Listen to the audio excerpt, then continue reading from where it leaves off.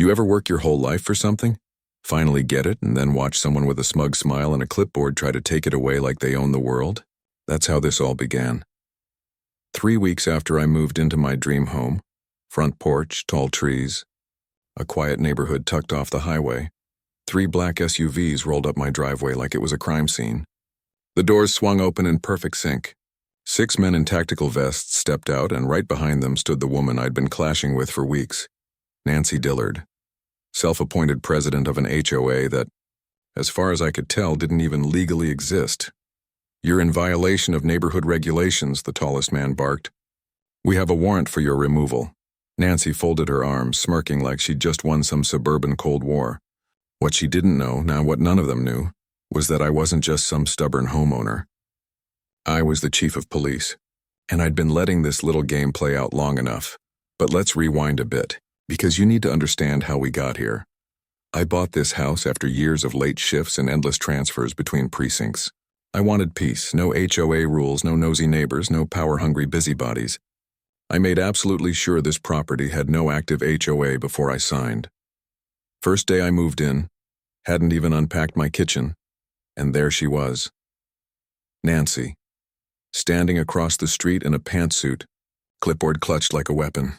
No hello, no welcome, just a cold, judgmental stare. Next morning there was a red notice taped to my front door.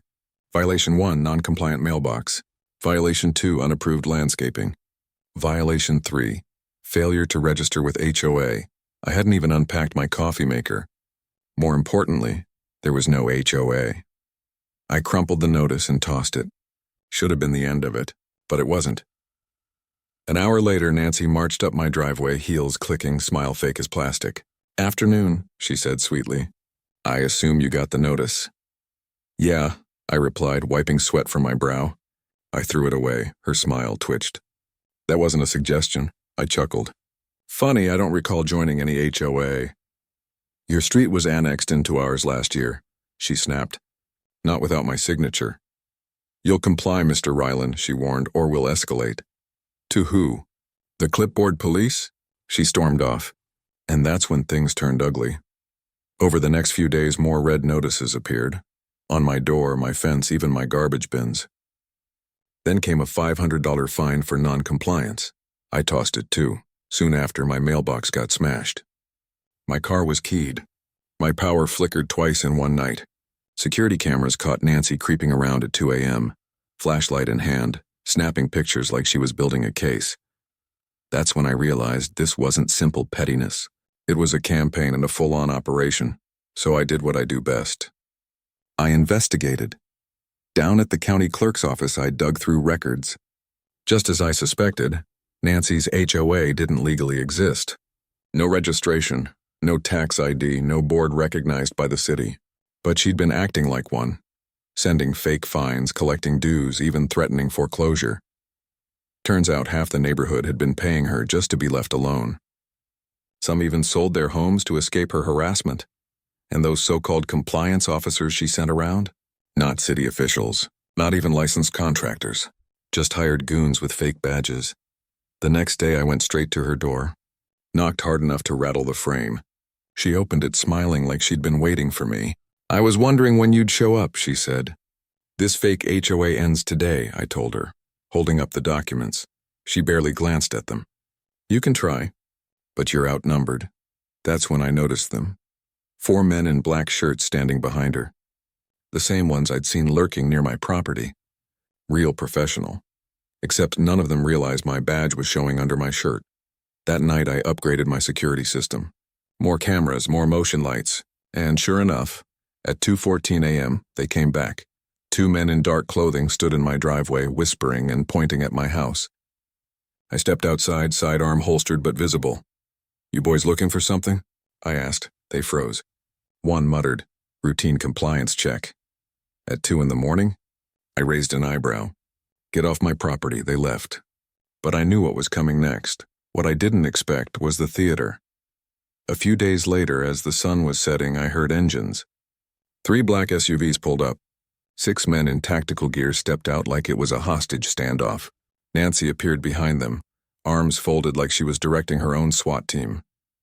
The leader, tall with mirrored shades, approached with a folder. "You're in violation of neighborhood code. We have a warrant for your removal." I tilted my head. "A warrant for what exactly?" He opened the folder, showing fake forms stamped with made-up HOA logos. "Refusal to comply with lawful enforcement," he read. Nancy stepped forward. "We gave you every chance, Mr. Ryland. You chose this." I stayed calm. Their gear didn't match.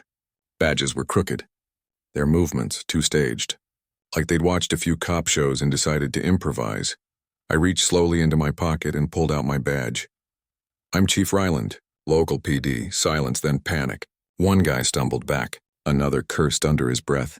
Nancy's face went pale. Is this a joke?" she stammered. "No," I said. "But impersonating an officer is a felony. So is unlawful detainment. So is attempted home invasion. So is fraud." From down the street, real sirens wailed. Squad cars rolled in fast. My team had been ready. The fake officers dropped their gear and raised their hands.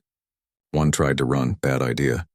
My lieutenant tackled him so hard the pavement cracked. Nancy just stood there frozen, clutching that clipboard like it could still protect her. We cuffed every one of them. Reynolds, my lieutenant, glanced around and muttered, "Hell of an HOA, Chief." I turned to Nancy. "Anything you want to say?" She stammered, "This is a mistake.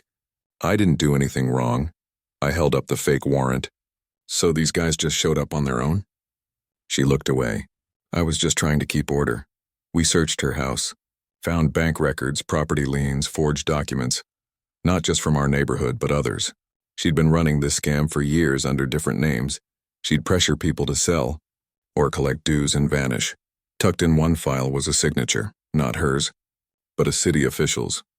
That explained how she got access to homeowner data and why her paperwork looked legit. Nancy wasn't the mastermind, just the middle. Within a week, we had search warrants, raided 4 more properties, seized $2.7 million in assets, and arrested everyone involved: fake officers, board members, even the city official behind it all. A real estate fraud ring hiding behind fake HOAs. Nancy flipped quick, testified for a reduced sentence, claimed she was just following orders. But when you terrorize families, forge documents, impersonate police, and try to arrest the actual chief of police, well, that defense doesn't go far. By the end of the month, the operation was over. The people who'd been bullied for years were finally free. A few weeks later, I was sitting on my porch sipping coffee when a letter arrived, hand-delivered, fancy envelope.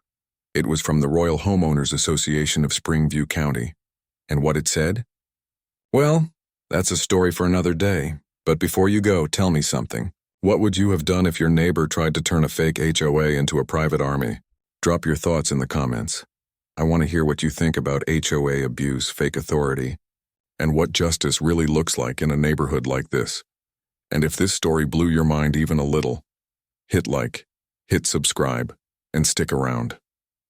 We're just getting started.